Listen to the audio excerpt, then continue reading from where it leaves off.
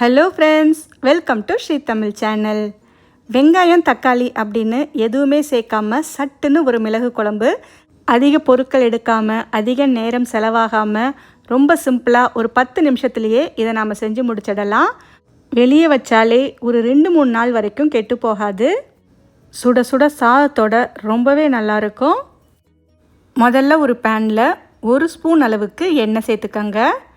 இப்போ இதில் 1 ஸ்பூன் அளவுக்கு துவரம் பருப்பு, 3 ஸ்பூன் அளவுக்கு மிளகு சேர்த்துக்கங்க. இது கூடவே 2 காஞ்ச மிளகாய் சேர்த்துக்கங்க. இந்த குழம்புக்கு மிளகு காஞ்ச மிளகாய் மட்டும்தான் காரம். இந்த காரமே சரியாக இருக்கும். தேவைப்பட்டால் இன்னும் 1-2 காஞ்ச மிளகாய் கூட சேர்த்துக்கலாம். அடுத்து ஒரு 1/4 ஸ்பூன் அளவுக்கு உளுந்து சேர்த்துக்கங்க. ஒரு கொத்து கருவேப்பிலையும் சேர்த்துக்கலாம். இப்போ அடுப்பை குறைச்சி வச்சு இந்த மிளகு நல்லா வறுபட்டு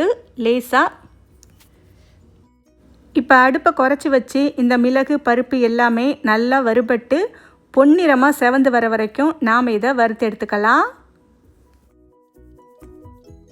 கொஞ்ச நேரத்துலேயே பார்த்தீங்கன்னா பருப்பு மிளகு எல்லாமே நல்லா செவந்து நிறமாறி வந்துடுச்சு. இந்தளவுக்கு வந்ததும் இப்போ நாம் ஸ்டவ்வை ஆஃப் பண்ணிடலாம். ஸ்டவ்வை ஆஃப் பண்ணிவிட்டு இது கொஞ்சம் நேரம் ஆறட்டும். ஆனதுக்கப்புறமா ஒரு மிக்சி ஜாரில் சேர்த்து தேவையான அளவு தண்ணி சேர்த்து இந்த அளவுக்கு நல்லா மைய அரைச்சி எடுத்துக்கங்க. அவ்வளவுதான், இது அப்படியே இருக்கட்டும். ஒரு சின்ன எலுமிச்சை அளவுள்ள புளியை சுடு தண்ணி சேர்த்து ஊற வச்சுருக்கேன். இதுவும் அப்படியே இருக்கட்டும். அடுத்து ஒரு பேனில் 4 டேபிள் ஸ்பூன் நல்லெண்ணெயை சூடு பண்ணிக்கங்க. இப்போ இது கூட ஒரு 15-20 பல் பூண்டு சேர்த்துக்கங்க. பூண்டு சேர்த்து லேசாக பூண்டு செவந்து வர வரைக்கும் நல்லா வதக்கி விட்டுக்கங்க. பூண்டு லேசாக இந்த மாதிரி செவக்க ஆரம்பித்த உடனே இப்போ நாம் பூண்டை வெளியே எடுத்துடலாம்.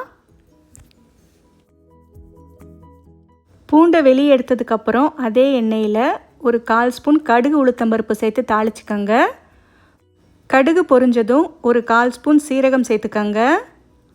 கூடவே இன்னும் ஒரு 1/4 ஸ்பூன் அளவுக்கு பெருங்காயத்தூளும் சேர்த்துக்கலாம்.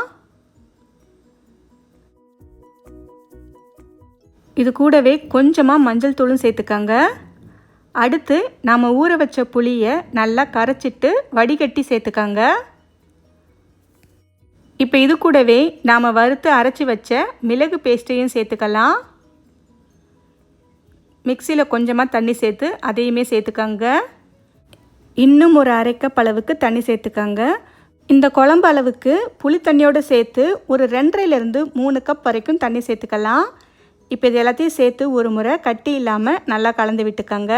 அடுத்து இதில் கொஞ்சமாக வெல்லம் சேர்த்துக்கங்க. கூடவே நம்ம வதக்கி வச்ச பூண்டையும் சேர்த்துக்கலாம். இப்போ இதை ஒரு முறை நல்லா கலந்து விட்டுட்டு தேவையான அளவு உப்பும் சேர்த்துக்கங்க. நாம் இதில் காய்கறிகள் எதுவுமே சேர்க்கலை, அதனால் உப்பு சேர்க்கும்போது கொஞ்சம் பார்த்து சேர்த்துக்கங்க. இப்போ அடுப்பை மீடியம் ஃப்ளேமில் வச்சு நல்லா கொதிக்க விடுங்க. இந்த குழம்பு மீடியம் ஃப்ளேம்லேயே நல்லா கொதித்து பச்சை வாசனை போய் லேசாக எண்ணெய் பிரிஞ்சு வரணும். ஒரு 8-10 நிமிஷத்துக்கு மீடியம் ஃப்ளேம்லேயே வச்சு நல்லா கொதிக்க விடுங்க. கொஞ்ச நேரத்துலேயே பார்த்திங்கன்னா குழம்பு நல்லா கொதித்து இந்தளவுக்கு கெட்டியாகி வரும். இந்தளவுக்கு நல்லா சுருங்கி வந்ததும் நாம் இப்போ ஸ்டவ் ஆஃப் பண்ணிவிட்டு கடைசியாக கொஞ்சமாக கருவேப்பிலை சேர்த்து கலந்து விட்டுக்கலாம். அவ்வளவுதான், ரொம்ப ரொம்ப சிம்பிளான ஹெல்த்தியான மிளகு குழம்பு. இதை சுட சுட சாதத்தோட வெறும் அப்பளம் இல்லைன்னா கூட்டு சேர்த்து சாப்பிட்டு பாருங்கள், ரொம்பவே நல்லாயிருக்கும். ஓகே ஃப்ரெண்ட்ஸ், இந்த ரெசிப்பியை உங்கள் வீட்டில் ஒரு முறை ட்ரை பண்ணி பார்த்துட்டு எப்படி இருக்குன்னு சொல்லுங்கள். இந்த ரெசிபி உங்களுக்கு பிடிச்சிருந்தால் லைக் பண்ணுங்கள், ஷேர் பண்ணுங்கள். ஸ்ரீ தமிழ் சேனலுக்கு சப்ஸ்கிரைப் பண்ணுங்கள். தேங்க்ஸ் ஃபார் வாட்சிங்.